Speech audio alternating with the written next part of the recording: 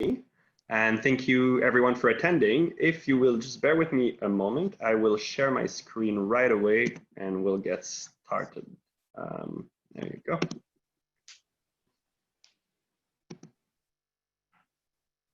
Do you all see the first slide?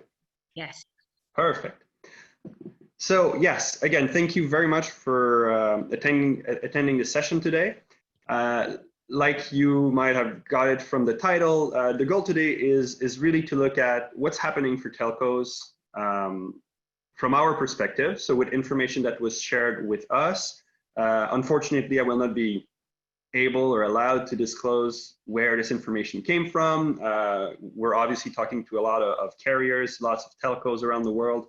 So I'm just trying to share some information on fraud trends and how some specific fraud trends have shifted during the COVID-19 crisis and what is to be expected in the coming months. So very briefly, and for those of you who have attended other presentations from me in the CFCA, the first 2-3 slides will be familiar. The rest should be going straight into new material. So we will review what's happened since the early 2020, how it impacted telcos as well as the rest of the world from an operational perspective and also from a fraud perspective. We'll look at how fraudsters have adapted.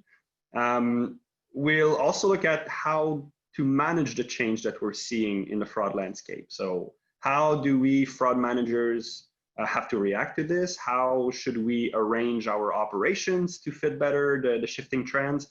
And obviously how to prepare for the future. There's going to be some long-lasting changes after COVID-19, but there's also a lot of situations, especially when it comes to fraud, that will resume to normal pretty quickly. And we already see that trend of fraud activity going back to what it was in 2019 and before.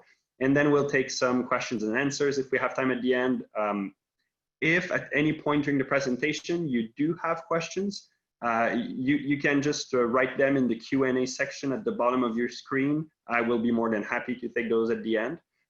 Or you can just wait for the end, and I don't know how Laura will handle this, but we'll take your questions with pleasure. I have plenty of time to stay after if we go overboard, and I want to answer every single question that you have. That being said, you know, telcos have been impacted by the dramatic shift in how fraudsters are operating in the past decade. Obviously, telcos are affected as much as financial institutions, governments, insurance companies when it comes to data breaches, but also what's being done with the information that's being stolen. So I just want to highlight what we have seen lately, because it's really an indicator of how fraudsters have shifted their attack vectors against telcos. So with the increase of data breaches year over year, and even if you see that little dip, you know, in 2018, it was actually with a record number of records being compromised at this point, you know, with big data breaches such as Equifax. We've heard of Capital One in 2019, if I'm not mistaken. So we have big data breaches making a lot of personal information available on the market. For fraudsters, this has become a gold mine of information they can purchase for cheap and then leverage against telcos to obtain handsets for free and then disappear, but also to take over accounts, perform a SIM swap, or port in a number from another carrier to then intercept one-time password sent via SMS. Obviously, this is of huge concern, and it has shaped how fraud operations are led in the biggest telcos. And we'll see later where the biggest losses are or were before COVID-19. In parallel, we see a correlation. The more data breaches, the more identity theft cases we see. Obviously, because more information is available out there, because the dark web markets are getting easier to use, because of, you know, cryptocurrencies in general facilitating anonymous and safe and secure transactions, we have seen the number of identity theft grow. The numbers you see here are vastly underestimated. They are self-reported in the US only, so we can assume that this 600,000 cases in 2019 is probably more in the area of 2 to 3 million identity theft cases. And in parallel to that, we have also seen that as fraudsters are developing their knowledge of how to use the vulnerabilities of the different identification mechanism we have in place, they're also creating that whole new attack vector, which is the synthetic identity fraud, where instead of having a victim that you're trying to impersonate with real IDs and real credit files, you will build everything from scratch to try and get into a business, build credibility maybe over the course of several months by paying your bills to get a good credit score. And then eventually you can get those 2, 3, 5 iPhones and just disappear. So we're seeing fraudsters, investing a lot more efforts in that regard. This is for credit cards only, but from experience, I've been working almost 5 years managing a fraud team in a big telco here in Canada. This is something we were seeing all the time. So you really have groups of fraudsters that are well organized, that are creating a proper supply chain of criminality, where you have hackers stealing information, groups operating dark web markets to resell that information, and then groups either purchasing those identities to leverage them, or just creating brand new identities by exploiting, the credit bureau's vulnerabilities. Now, what's the current landscape? What was the biggest areas of concerns before COVID-19? Obviously, subscription fraud is where you lose most of your money. Where I come from, we were looking at 85% of our efforts focused on subscription fraud because the cost of hardware theft was so enormous. I'm not saying that this is true all around the world, but in North America, it is a huge problem. The competitive landscape forces telcos to give more and more handsets for free because we want to get those new customers. But unfortunately, that opens a lot of doors to fraudsters. Obviously, international revenue share fraud, that's still a thing. I don't think we're going to get rid of it. And it's its own special niche with its own special expertise level required to do the analysis and detection of PBX hacks and IRSF. And this was also impacted during COVID-19, and we'll get back to this. Payment fraud, or top-up fraud in general, was and will keep being an issue. Now, payment fraud being mostly relying on automated systems, either online payments or top-ups from an IVR, they have not been so much impacted as the other fraud schemes that we see here because of COVID-19. And we'll explain a little bit why this was not too impacted. And then obviously account takeovers, I mentioned it. Fraudsters that want to get into a bank account need to intercept the one-time password via SMS. They will perform the SIM swap. That's still the most convenient way for them to proceed. But COVID-19 represents a lot more challenges for them to successfully perform that. Now, COVID-19 brought a lot of problems, which you're probably well aware of, but let's just recap together. First of all, a massive shift in how legitimate customers are using their devices, their internet connections, how they're texting, calling. We have all of those remote workers now. Obviously, that forced displacement of the workforce into remote environments does have an impact not only on our operations, because we see our call centers be completely decentralized with agents that are not as much under supervision as they were before and under a lot more stress. But it's also an additional risk that we have to consider. Those agents can be socially engineered, but they can also steal information more easily from the telcos. And of course, and especially I would say in February to May, the rapid changes in procedures and processes for frontline agents, that's of course putting a lot more pressure, and it's also making it a lot more probable that agents will make mistakes. You receive a procedure today, you receive another one 3 days from now. You don't have proper coaching, proper follow-ups and supervision. It's a lot easier to make mistakes in that context. And obviously, fraudsters had to adapt. Now, why did they have to adapt? Before we get into this, let's look a little bit at what the timeline of the pandemic was. Mobile World Congress canceled in February, I think was, in the telco world, a huge statement that this was becoming, a worldwide problem that had real concrete impacts. And then in March, we saw cascading a bunch of measures in North America and around the world, US states ordering shelter in place, the Canada-US border even closed, unless for transports of goods or very necessary travel.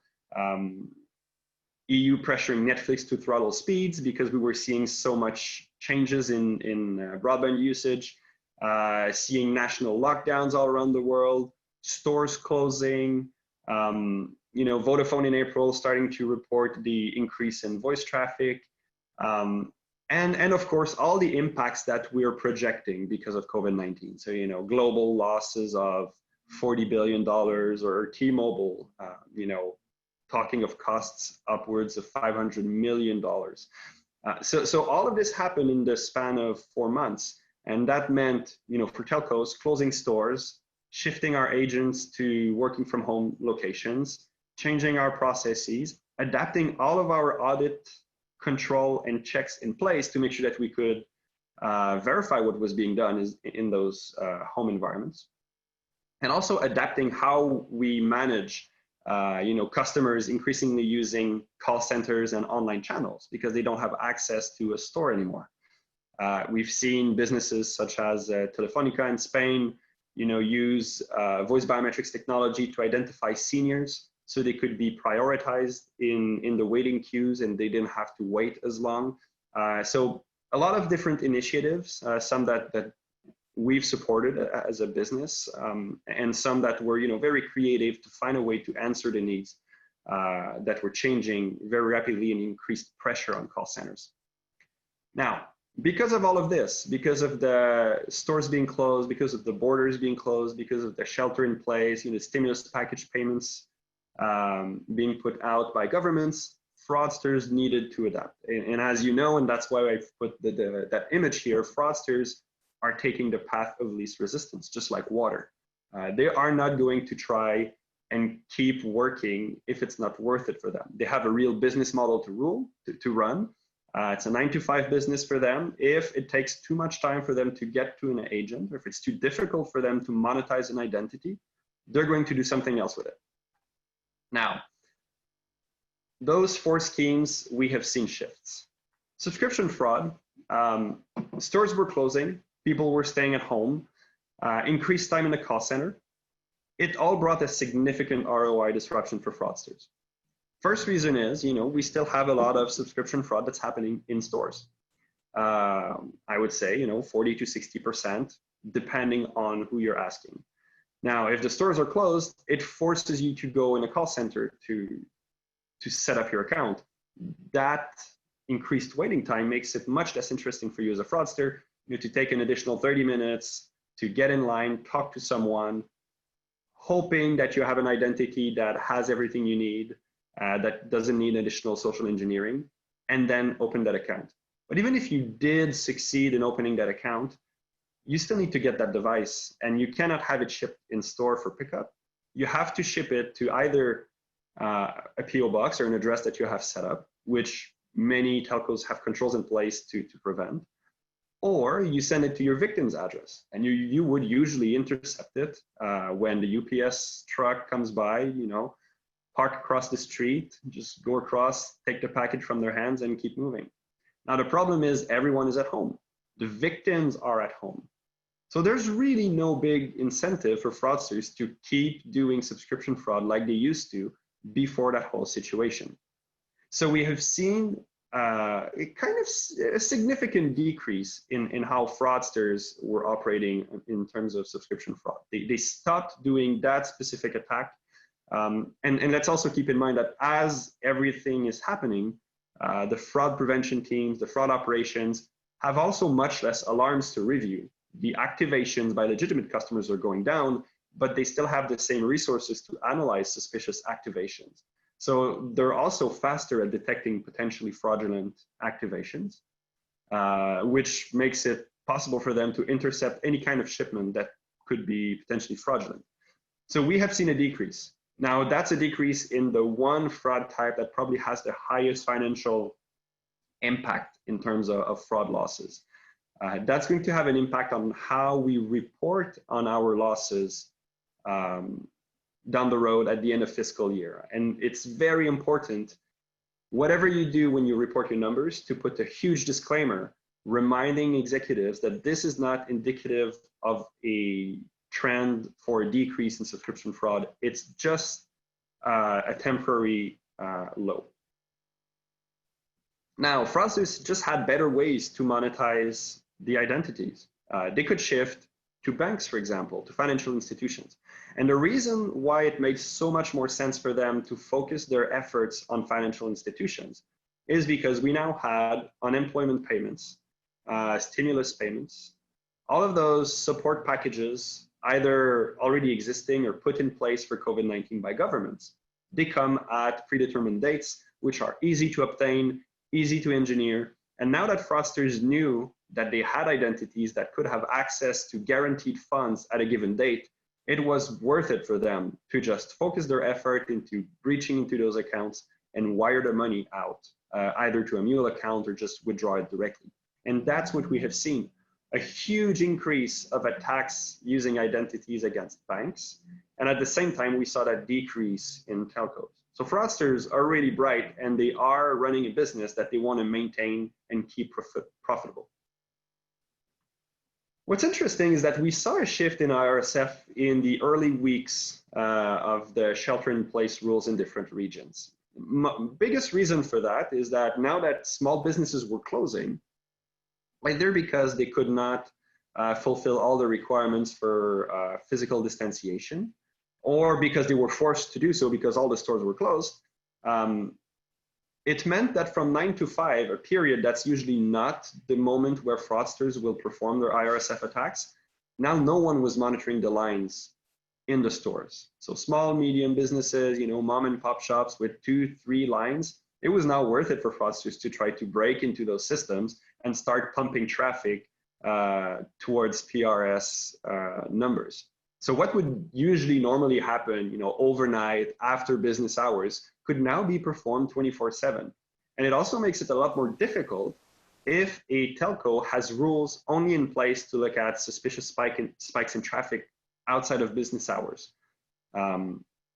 So it took a little time to adapt to be able to correctly identify and stop those shifts in when fraudsters were performing those IRSF attacks. So that is something that we have seen, I would say, for 4 to 8 weeks this spring. And fraudsters have then resumed to their normal behavior because quickly telcos could adapt. It's data that's a lot easier to build detection rules for. I just thought it would be interesting to share that we have seen that shift also in how fraudsters were leveraging the situation. Now, as I mentioned, payment fraud has not changed that much because it's relying heavily on automated systems. So the increased waiting times in call centers, the stores being closed, that doesn't change anything in terms of payment fraud. Where we have seen a difference is in account takeovers. So fraudsters taking user credentials to break into online portals and try to perform a SIM swap directly there. Obviously, because it's not worth it to wait for an agent. So they're shifting to the digital network and digital channel. And why are they putting so much more effort there? Well, it brings us back to what I was saying earlier. They were attacking the banks. And unfortunately, and it's a topic that's been broadly covered by the CFCA, and I've talked about that as much as I could. And I think we will all agree that SIM swap is still a huge issue. And the fact that financial institutions are still heavily relying on SMS as a secure one-time password method when it is not, it makes telcos a target to open a door on a much bigger fraud scheme on their customers, but elsewhere. And we have seen that in the past weeks. This is still going on. As stores are reopening, obviously things are trying to get back into a normal state, but we've seen a huge spike in account takeovers on digital channels.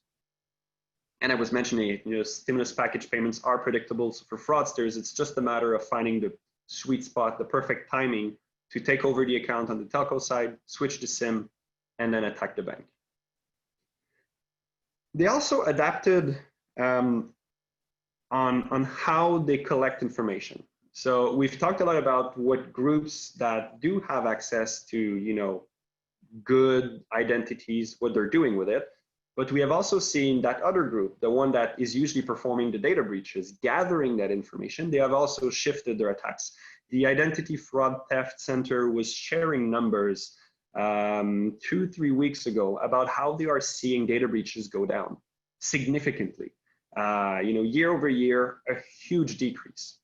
And my theory on it, and that's something that we'll have to take a little bit of time to validate, is that fraudsters didn't have to breach data to get all of that valuable personal information. They just have to, fish for information or do some very simple smishing schemes, because people are in such a state of panic, anxiety, and we're all in that kind of very chaotic environment. It's just much easier to ask them to go on a page to get more information on coronavirus, open a file, click on a link. All of this was made so much more easy for them. And we have seen, and you can see, 667% more email phishing attacks due to coronavirus fears. So fraudsters are not stopping to gather information, even if data breaches are going down. They're just gathering it a different way. And that means that 6 to 18 months from now, they will have a bank of extremely recent, valuable information that they can then use to go back to subscribing, setting up subscription accounts, getting devices, and then going back to what they were doing before.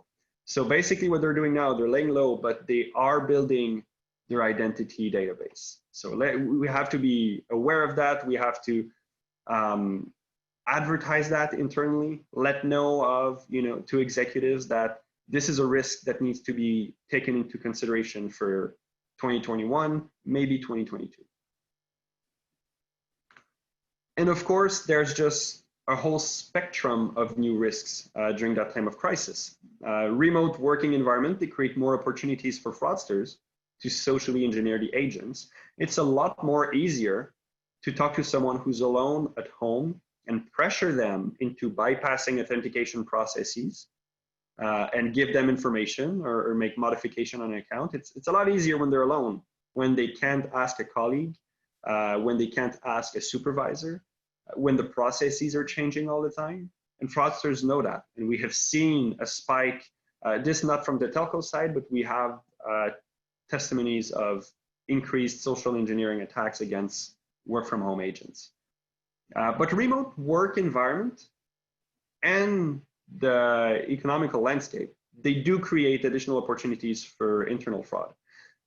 So when we talk about occupational fraud, there's usually 3 factors that need to be present for an employee to commit an occupational fraud. First is opportunity. Now we're creating opportunity by putting them in highly unsupervised environment, not knowing who's there. We don't even know who's in the room. We don't even know what they're doing.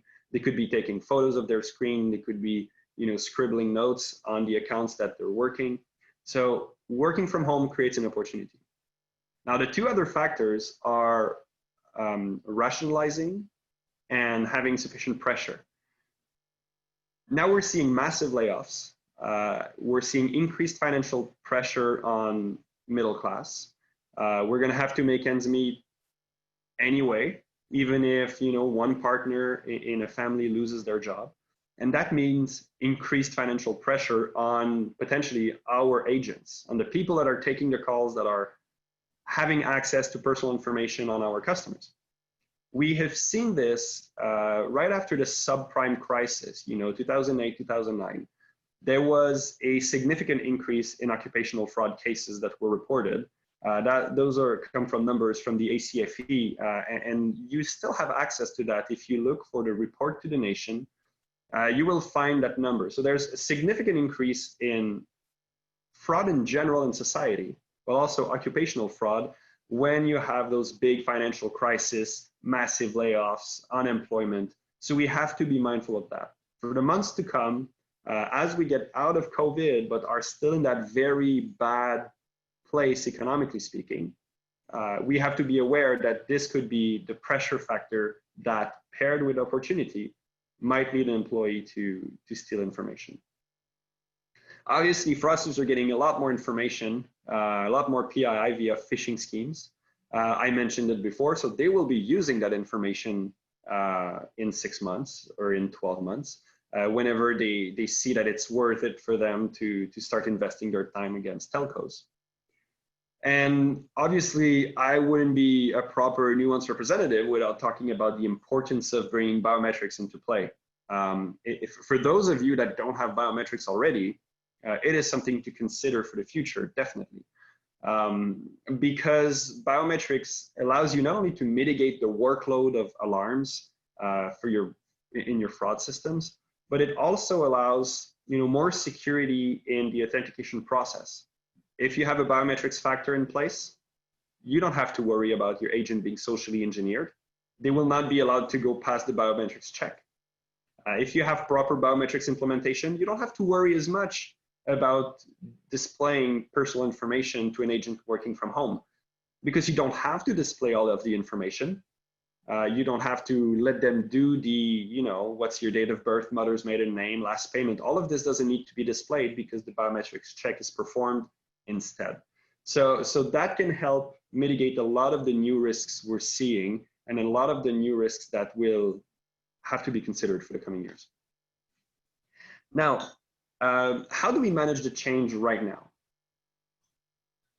I think it's very important, because we have limited resources in fraud, and because this is not a time where we will be able to ask for additional resources, and not the time necessarily to jump into a big IT project deploying a new technology. I think we need to focus our efforts on high risk or high loss cases. So if you have systems that allow you to order alarms by total value of the account or the devices that will be shipped, definitely do that. If you're working, more IRSF alarms than you can, if you have, backlog that's accumulating, make sure you focus on high-risk destinations, for example. So we need to focus our efforts. As fraudsters are attacking us, as it might be more difficult to manage our teams, it's important to adjust our rules. It's paramount to increase communication with our teams, especially if you don't have your fraud agents around you every day like you used to.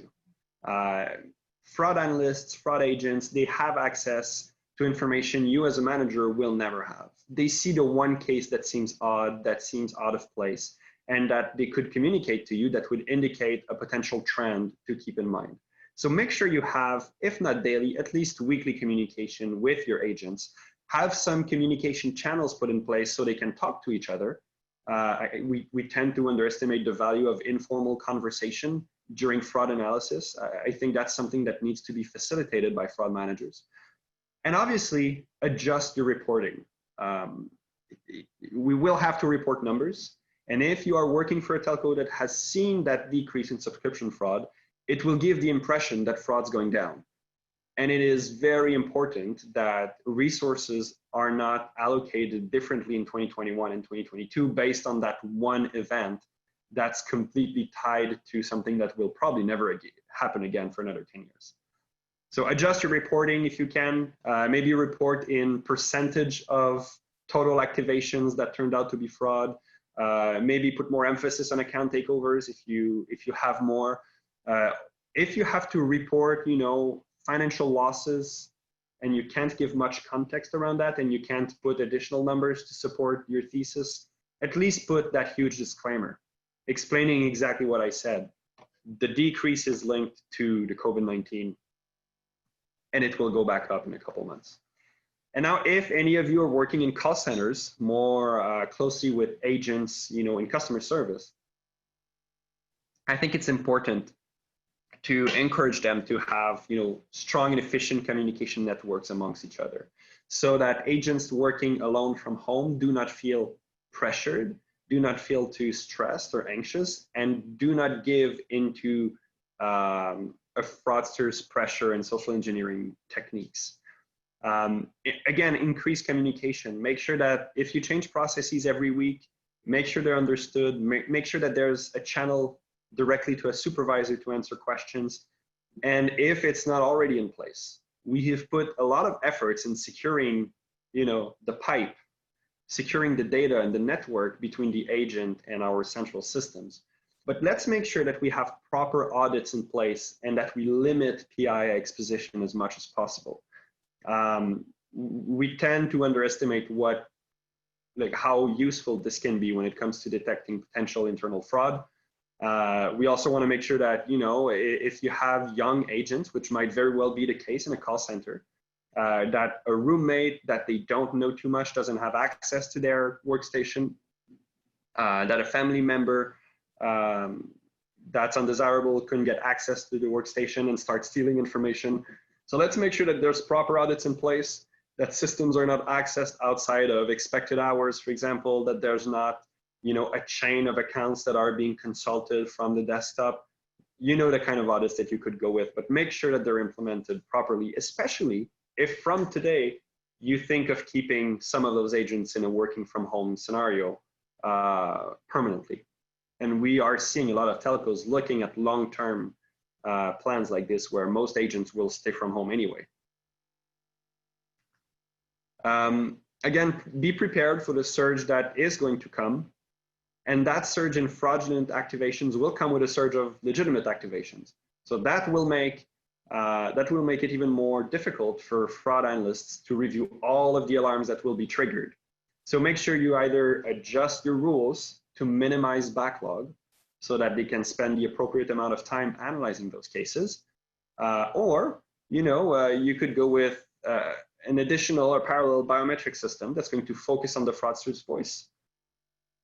Obviously, with the decrease that we see now and the increase in other scenarios, there's still a lot of work to do for telcos. We still see, that 1/3 of telcos are declaring that 1 to 3% of their revenue requires any sort of action to mitigate losses. And we're still losing 1.74% of total revenues. So if you have 200,000 activations in October, when things resume, well, you might have several thousands of cases to review and several hundreds of fraud cases with high-value handsets that will just disappear. So there's still a lot of work. This is a trend. The numbers you've seen here, they're trends year over year over year over year. 2020, even if numbers are going down, should not be an indication.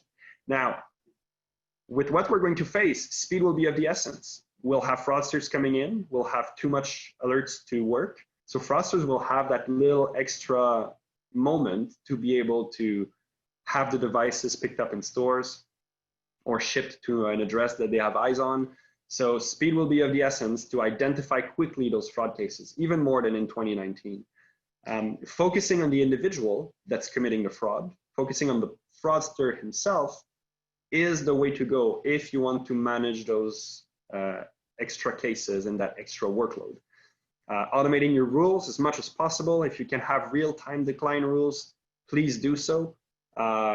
It might be worth it, to add a day or two of delays in an activation just to make sure you're not giving out $2,000 to $3,000 worth of handset to someone, at least for a couple months. And I think at this point, collaboration is key. Collaboration, sharing fraudsters' voices across multiple partners in the telco world, but also in the financial institution world. You could have access to an FI's list of fraudsters. You could share yours. This is only going to make your fraud systems stronger and make it more efficient when it comes to identifying fraudsters as quickly as possible. The goal really is to monitor the individual. Stop monitoring suspicious activity. We have seen that with COVID-19, with social disruption in general, legitimate behavior is not a thing you can rely on. Everyone starts acting erratically, and it just breaks the rules that are normally reliable. If instead you monitor your call center and you identify the people calling in, and you'll be safe. There won't be tremendously more fraudsters calling in. You will have the same individual calling maybe different agents, maybe for different reasons, but it's still always the same person. If you can identify that, you're protected. That person will be displaced. They will become someone else's problem. Obviously, while doing all of this, do it while avoiding a single point of failure. There is no silver bullet in fraud prevention. Voice biometrics on its own is not enough. Device printing, if you're using such a technology, is not enough. KBA is not enough, and traditional fraud prevention systems, rule-based systems are not enough. So we should avoid a single point of failure. From a Nuance perspective, that means, combining voice with conversation, with device printing, with synthetic speech, deep voices, playback detection. All of this can work seamlessly and provide one authentication score. But from a fraud management perspective, we should be aware of our own weaknesses. And one of those weaknesses is that with the lack of resources comes hard choices, and we tend to rely on a very limited number of technology pieces. And doing that just opens us to a lot of potential attacks. And I was talking about collaboration. I think we have to look at collaboration more today than ever.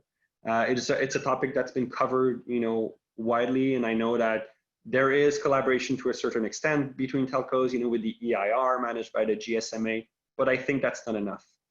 We can't just share the consequences of fraud. We have to share fraudster information, not just compromised legitimate information, not just stolen IMEIs, but really, if we could share fraudsters' voices or fraudsters' biometrics information, we would all benefit from it. And at the same time, let's make sure we offer a strong alternative to customers.